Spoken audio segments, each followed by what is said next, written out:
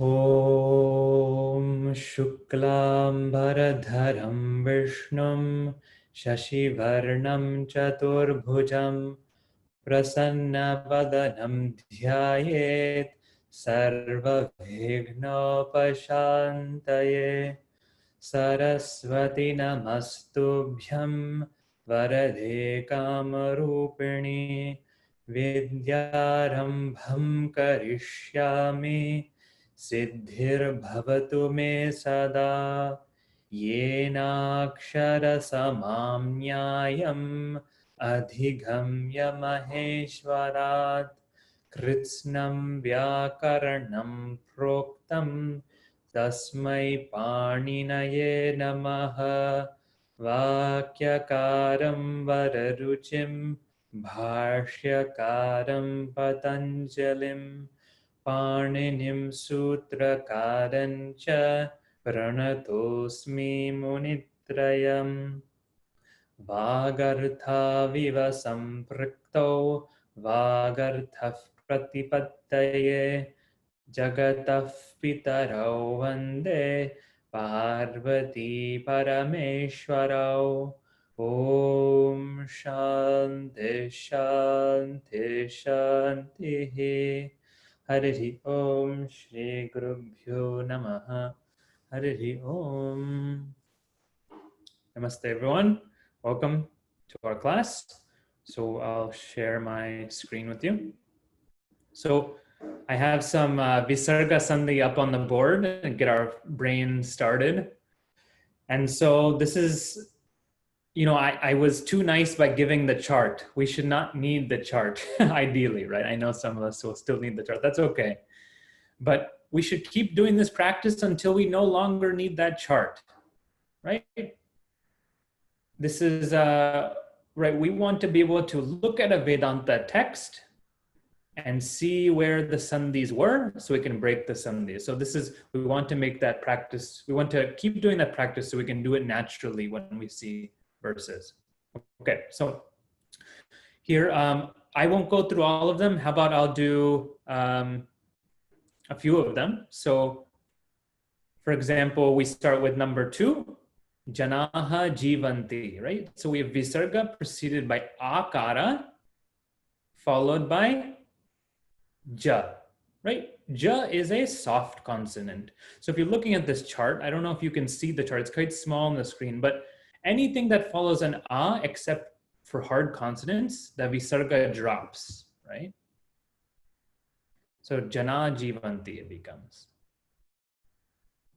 Same with let's see, same with number 8, right? Lokaha bhavanti. Visarga preceded by akara, followed by a soft consonant. So visarga will drop. Number 8, loka bhavanti. Okay. And then we see, let's go to number 3. Number 3 is visarga preceded by akara, followed by pa. And so pa is it's a hard, so we look on the right side of that chart there, right? And pa, it's a hard consonant. So it becomes jiva pashyati. Same with number 5, putraf patanti. Same with number, that might be, number 14, shishyav prichanti. Okay, let's look at one more we can look at. Let's look at number 9, devadattaha asyati. Can you tell me what it becomes in the chat? Number 9, devadattaha asyati. Take your time, I know it's hard to write these in the chat. Devadattaha asyati.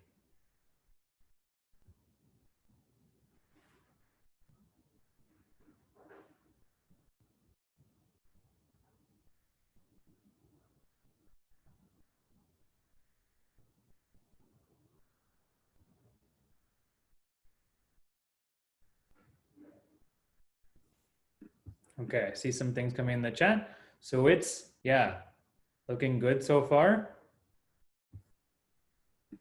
Devadattōsyati. Devadattōsyati.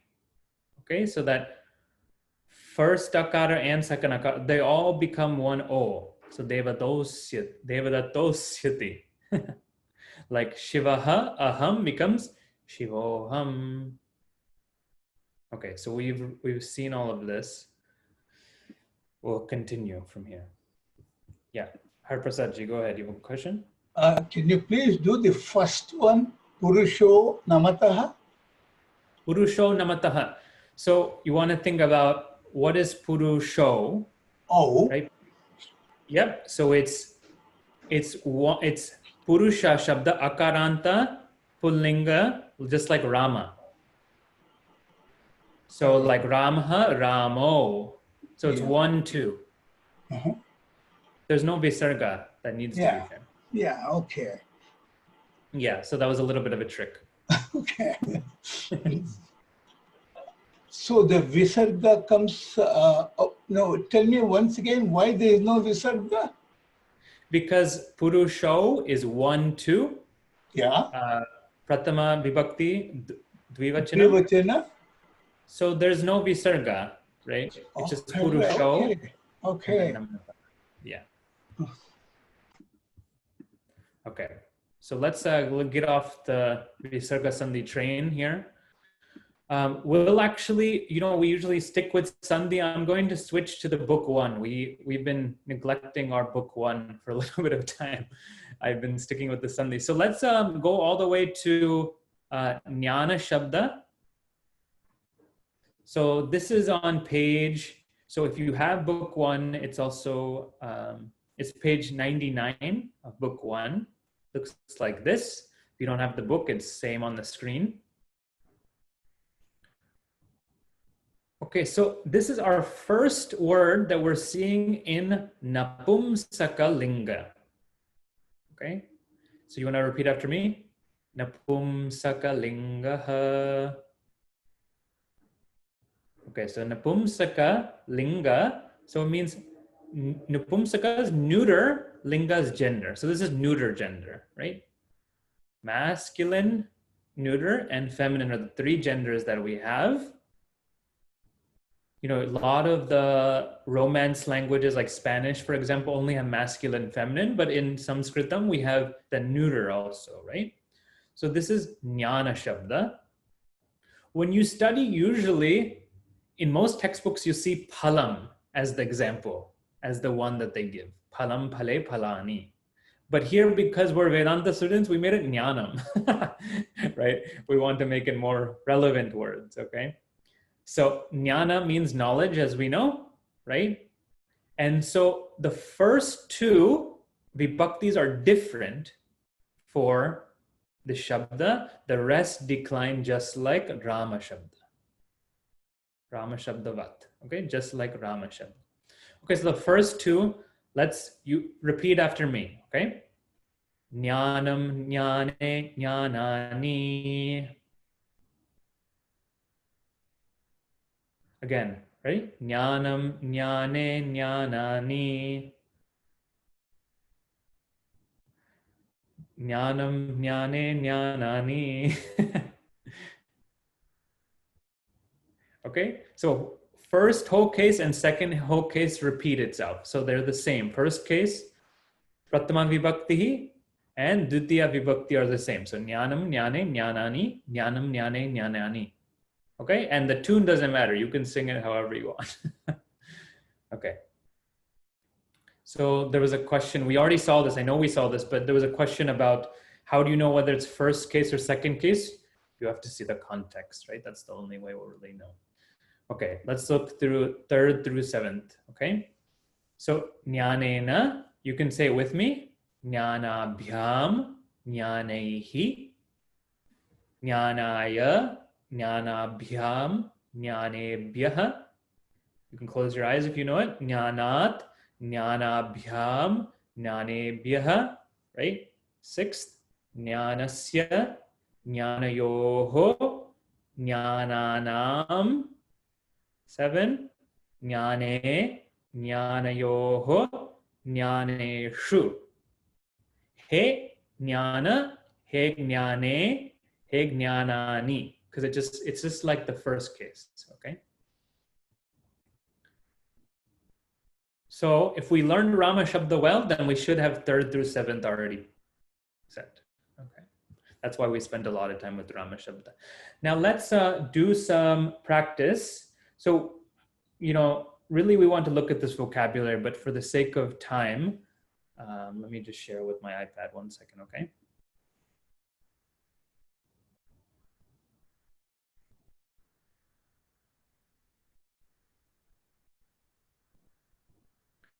Okay, usually we want to look at the vocabulary here, but for sake of time, we can just skip, and we can, in our time, we can, in our free time, we can look at this vocabulary. The vocabulary is really important. We see a lot of important words in Vedanta, right? Like tattva, right? We see, right? Dukkha, chaitanya. These are on neuter.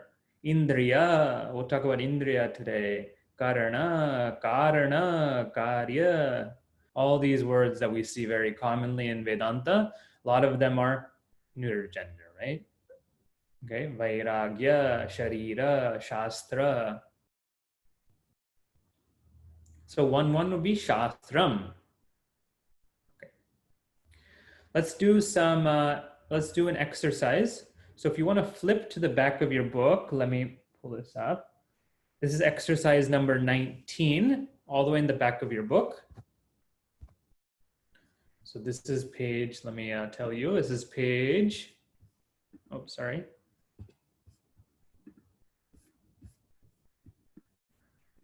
page 179. Okay, 179 in the back of your book. It's like this, exercise number 19. 178, okay. Or I think maybe 178, 179, somewhere there. So if we look at an example, right? Let's do some examples. So here we say, Mitram phalani khadati. Mitram phalani khadati. Right, let me zoom in a little bit more so you can see. Okay. So I tried to cross out the numbers. This is the, so you can't cheat. Okay. We want to look for the verb first, right? The verb first we see, say it out loud with me. Khadati, right? Khadati. Khadati, khad dhatu, to eat. Lat lakaraha, kartri prayoga. So this is active voice. You see the E, right? Okay.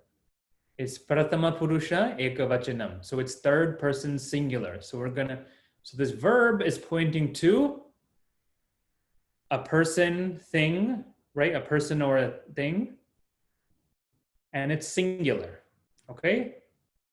After we find the verb, we want to find the one. Okay, now this is where gender comes in. We see? It can be mitram or it can be palani. That's the hard thing with neuter gender, right? 1, 1, 1, 2, or 2, 1, 1, 3, 2, 3, all look the same. Okay, now let's say that mitram is 1, 1. Okay, and we'll see what it looks like if it's 2, 1 also. Let's just say mitram is 1, 1. So kaha kadati, who eats? Mitram kadati. So this is akarantaha napumsaka linga, so it's a ending neuter gender, meaning friend. Right? Our sup pratyaya, what is it? Prathama vibhaktihi ekavachanam. Yeah, so can I get rid of this? Let me delete it. Yeah, prathama vibhakti ekavachanam. What's the vibhakti arthaha? Mouth it with me. It is, yeah, kartari prathama. So you have to, when you're learning Sanskrit, you have to speak like a pandita. You say, kartari prathama. To kadati. Okay, so kaha kadati, who eats? Mitram, the friend eats. It's always the friend who eats all the food, right? Okay. Now, what does the friend eat? Right? What does the friend eat? Phalani. Phala. So this could be, which cases? It can be two cases. It could be 1, 3 or 2, 3. Because phalam phale phalani. Phalam phale phalani. Right? Okay. Now, if it was first case, the sentence wouldn't make much sense. Okay? Because it can't be the object because we're in kartari prayoga. So that's how, so then somehow this would be samanadikaranam with mitram. So the mitram, which is the fruit, eats, something like that. We would have to mean, right? Which doesn't really make much sense. Or my friend is not a fruit. If my friend was a fruit, then maybe, maybe that would work. Okay, but my friend is not a fruit, right? So my friend eats the fruit. So this is looks like, depending on the context here, this is second case, right? So Ditiya Vibhakti, and can you tell me with your fingers which vachanam?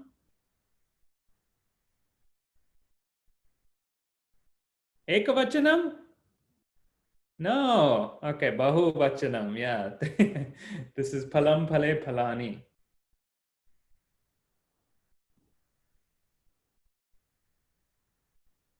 Now, I've said this a bunch of times already, so we know the answer. Our Vibhakti Artha is Karmani Dvitiya tu Khadati, right? So, Karmani Dvitiya tu Khadati. So far we know that a friend, or I was supposing it was my friend, maybe it's not my friend, a friend eats the fruits, because I can't say fruit, it's plural, so eats the fruits. Okay, now suppose we said Phalani was 1, 3 and Mitram was 2, 1. Then the sentence would be translated as the fruits eat the friend. Now, maybe if you have diabetes, that might work, right? The fruit eats you if you have diabetes, but otherwise that doesn't make much sense. But that's grammatically correct, right? Grammatically, we can say the fruits eat the friend.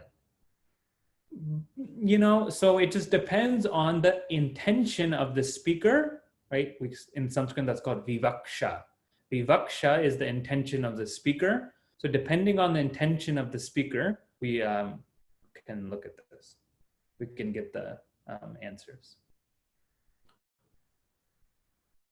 All right, let's skip this one. Let's do one more. Let's do a harder one. Yeah, this one, number 6. Number 6 is hard. That's why I chose it. This is the last one we'll look at. But 6 and 7, I think, are both hard. Yeah, 6 and 7 are both hard. So it's okay. We can choose number 6. Stay with that. Notice the typo in red. It says sentence.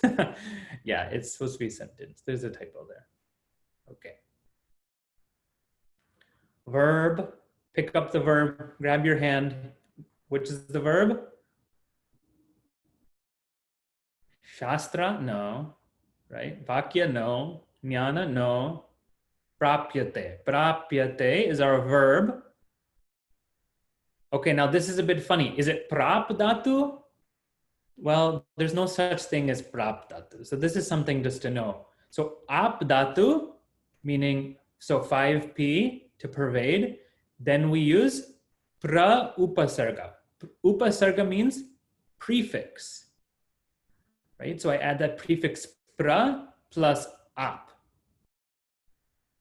to obtain.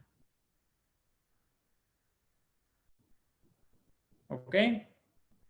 Now, can you tell me in the chat, so we know this is lat lakaraha, what is the prayoga of this word? Is it kartari or karmani or karmani or kartari. And don't look at other people's answers. You should know in your head and then write it.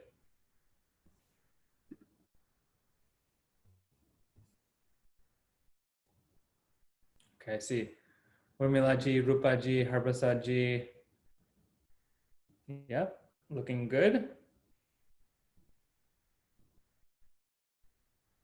Yeah, okay, this looks good. So we need to look for two things, right? If it's to check whether karmani prayoga, we have to check for two things. First thing is, does it have a yakara? Okay, yakara. Second thing, is it atmanepada? So atmanepada, you see A, it starts with A. Do you see A at the end? Yeah, you see A and you see ya. Okay, you see those two things. Now, that shows that this is going to be karmani prayoga. Pratama purushaha ekavachanam. So this is, what's it translated as? It's is obtained. Is obtained. Okay. Now we want to look for our 1-1. Stay on the chat. Stay on the chat with me. Can you tell me which word is my, it doesn't have to be 1-1. Which is my first case? It can be 1-1, 1-2, or 1-3. What is my first case here? It might not also be there, but it might be. Okay, this is a trick, okay? No, it's not that tricky. Don't get confused. Okay, I'm getting some mixed answers here. I'm getting some private answers too. And we're usually at 100%. We all get it, but here we're about 70%. Medaji makes our sentences easier by usually putting our first case as the first word. But Sanskrit doesn't have word order. You don't need to have it as a first word. So just because Shastra Nam is the first word doesn't mean it's our first case. Shastra Nam is actually sixth case, just like Ramanam, or actually like, yeah, or like it's jnana śabdha, so it's like jnana nam, 6-3. So just because Shastra Nam is the first word doesn't mean it's the first case. Okay? We see first case as jnanam. Yep. Okay, Kuriji got it correct. Yeah, jnanam.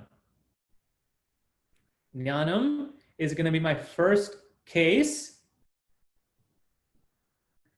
And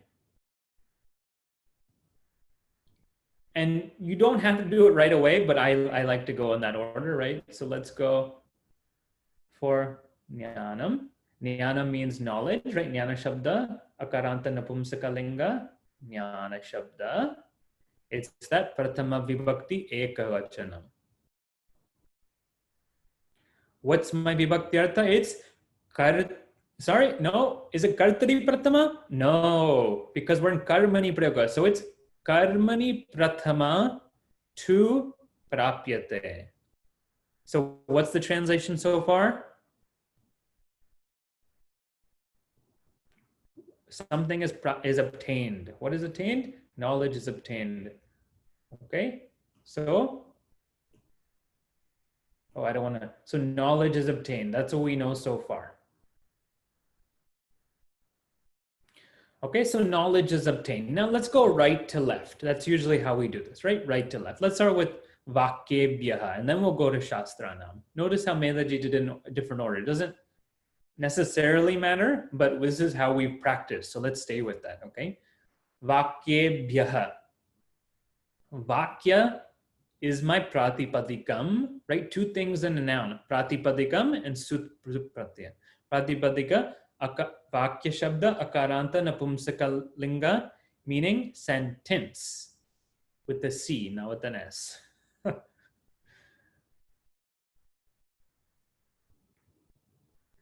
And it can be which cases? It can be a few cases here, right? It can be fourth case, or give me your fingers. It can be fifth case, yeah. So 4-3 or 5-3. So let's think about that. Do we want to say, okay, now let's say that, do we want the translation to be jnanam was obtained for the sentences? With fourth case, let's say sampradanam. Or is it fifth case, maybe apadanam? It's jnanam is attained from the sentences. Yeah, that makes more sense, right? Yeah. Okay, so jnanam is obtained from the sentences.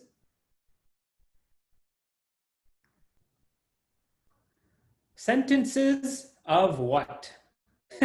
Shastranam. Shastra śabdha, Shastra Patripadika, Akaranta, ending, Napumsakalinga, neuter, meaning scripture. Supratya, this is, give me your fingers again. You're using a lot of exercise, yeah? Sixth case. And then which vachanam? Yeah, bahuvachanam. All right. So shashti vibhaktihi bahuvachanam. So it's sixth case plural. And here it's going to be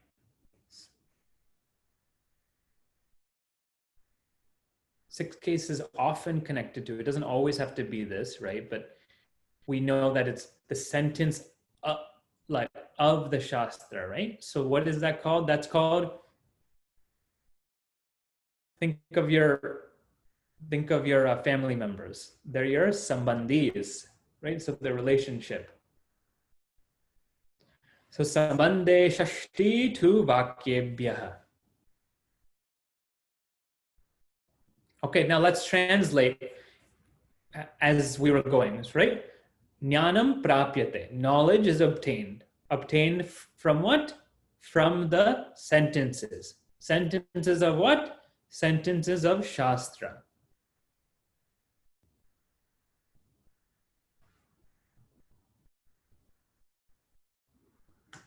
Knowledge is obtained from the sentences of the scriptures. All right, let's give ourselves a round of applause there, right? No ego in Vedanta.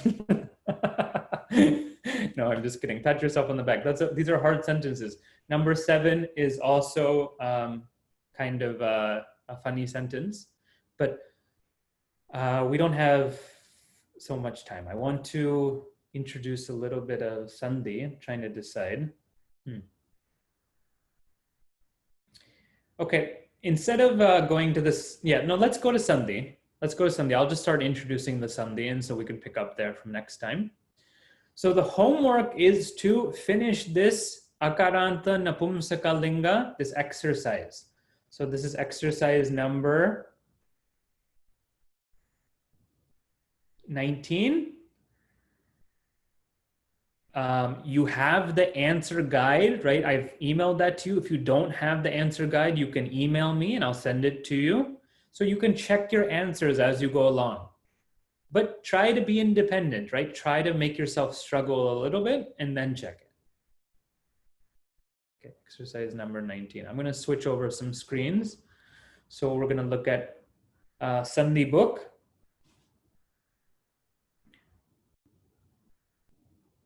So we're going to look at Guna-sandhiḥ just quickly, and then we'll follow up with that next time. So Guna-sandhiḥ is around page 46 for you in your Sandhi book. So we're switching books. It's in your yellow book, your Sandhi book. I don't know if yours are yellow. I assume they are. Okay. That's how we would refer to them in when I was studying in India with Medhaji. She would say white book or yellow book. And then the third edition is green book. So this is yellow book. So we're looking at vowel Sandhi. Vowel is also called ach. Okay, no, I didn't sneeze. That is, it's called ach. Ach sandhi. Ach because if we look at our Maheshwara Sutra, if we look at top left, and then you see cha. To cha is all of the vowels. I, u, r, l, e, o, I, ow. So that's ach. So this is ach sandhi. Now, last time we saw savarna dirgha. So when you have two vowels which are looking similar, then they become long. So and becomes e and e becomes e, u and u becomes u, u and u becomes u. Yeah, okay.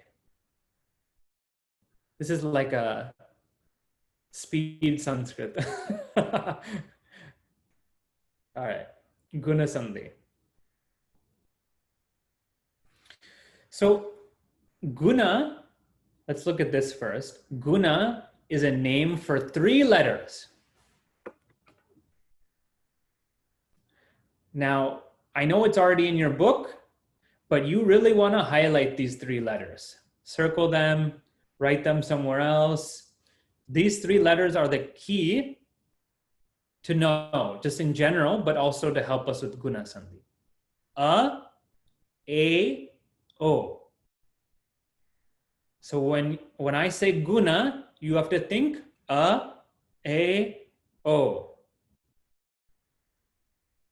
This is like YMCA. No, but it's A, O. A, O is guna. So when guna is a term which refers to these 3 letters. Why they're called guna? I've never been told that. It's because Panini Muni, he gives the definition. Guna means a, o. Okay? It's just like, why are you named Rama? Because your mother named you Rama. Okay, so same thing. Here, a, o is guna. We don't need to think further than that. When we pronounce a, o, is guttural. So, right? That's why babies, when the first sound that comes out is because they just open their mouth. A is your back of your tongue goes up, right? So it's palatal and guttural. So a, right? And O is guttural, so throat, and labial, meaning your tongue. O.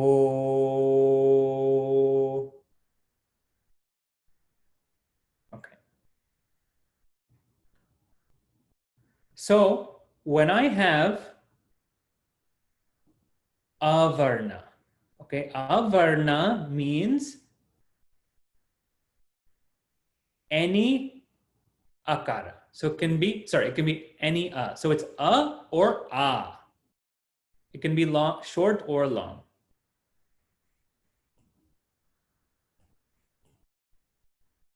Or a.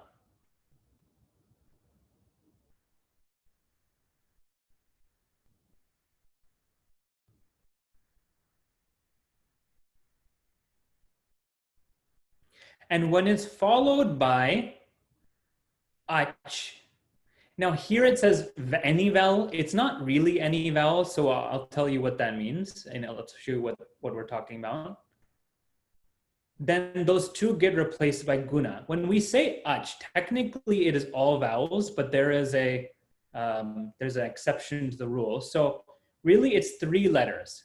E, when E follows, so when E follows, when U follows, or R or L. R or L. So it's a simple vowel. So when the simple vowels follow. So here it says ach, but really finally we come back to just simple vowels. So so even though it says ach is technically correct according to the sutra, but final implication is simple vowels. only, so not the diphthongs, both get replaced by guna. Sorry, my pen is not writing very clearly, but that says simple vowels. Okay?